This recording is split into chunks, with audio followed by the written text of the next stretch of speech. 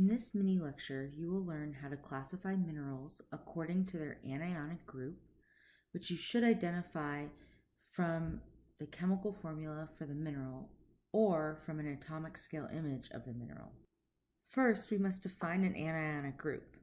As you can see and have probably presumed, part of the expression contains the word anion, which is a negatively charged ion.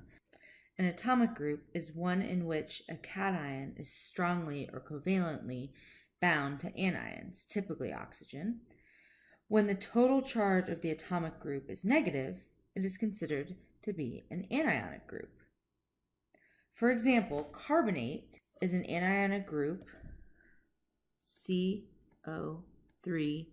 2-, which has carbon bonded to 3 oxygen atoms, making the group charge -2.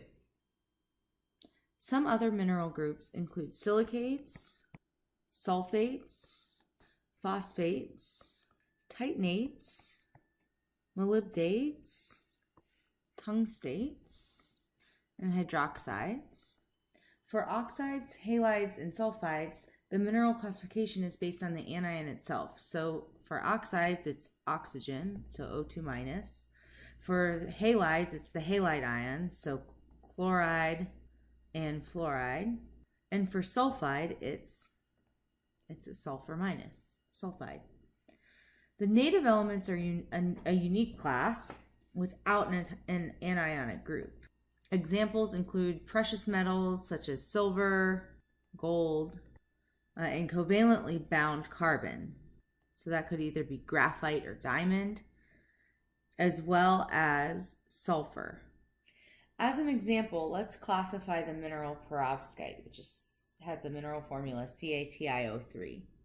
Here are 2 images I grabbed from a Google image search of perovskite structure.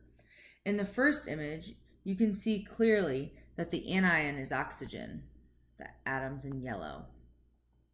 The oxygen form an octahedron around the titanium, which is in black.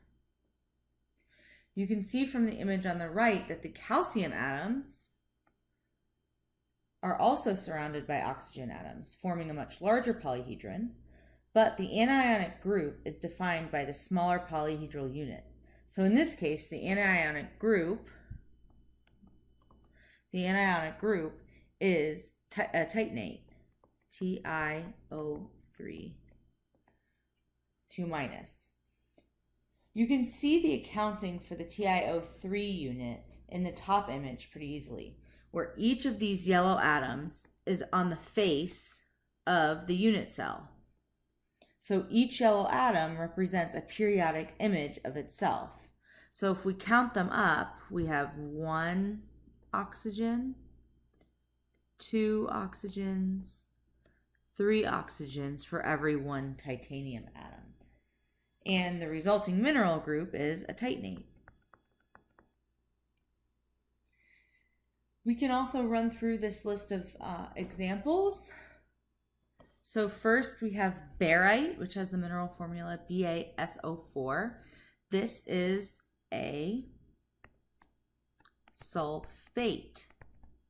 You can see the mineral group is sulfate, whereas lead sulfide or galena is a sulfide.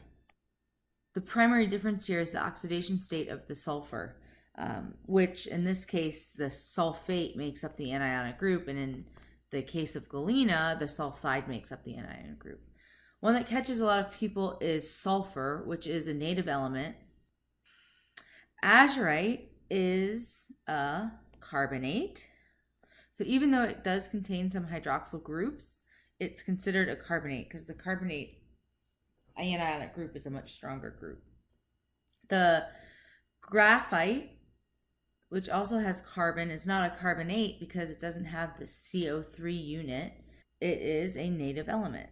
Quartz has the anionic group silicate. So quartz is a silicate. This sometimes catches people because it's not the typical SiO4 unit in the mineral formula. And the reason for that is that all 4 of the oxygen atoms surrounding a silicon are shared by another silicon tetrahedron. And so in the accounting of the oxygen to silicon, we reduce the number of oxygen to 2 as opposed to 4. So each oxygen counts as 1/2 linked to each silicon. Another silicate is almandine. Here is the next mineral is biotite. Biotite is much more complex mineral structure, which is why I threw it in here. The anionic group is this unit. Aluminum is substituting into the silicon site to charge balance these other cations. So the anionic group is still considered silicate. The next two are halides because the anion is a halide ion, so chloride or fluoride. And then the last one, hematite, is an iron oxide. So we don't have an anionic group. We have the oxygen atom is the anion.